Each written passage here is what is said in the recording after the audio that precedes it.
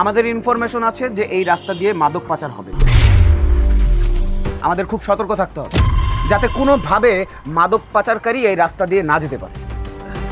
দাঁড়ান, আপনি জানেন না এই রাস্তায় চেকিং চলছে, আসা নিষেধ? আর আপনার ব্যাগে এটা কি? বাবাজি, আমি তো বুড়ো মানুষ, হজ করে আইছি, রাস্তা ভুলে এই রাস্তা দিয়ে চলে আইছি। সৌদি আরব থেকে একটা পাঞ্জাবি নিয়ে আইছি আর একটা টুপি নিয়ে আইছি। তাই আমি সাফ সাফ দেখতে পাচ্ছি যে আপনি একজন হাজি মানুষ, আর আপনি একজন মুরব্বী মানুষ, সেটাও দেখতে পাচ্ছি। কিন্তু দেখার বিষয় হচ্ছে আপনার ব্যাগে সেটা কি। আপনার ব্যাগটা নামান তো আমি চেক করবো। যদি আমার মতো লোকের এভাবে ব্রিফকেস চেক করে অপমান করেন, তাহলে গোটা পৃথিবীর হাজিদের অপমান করা হইবে।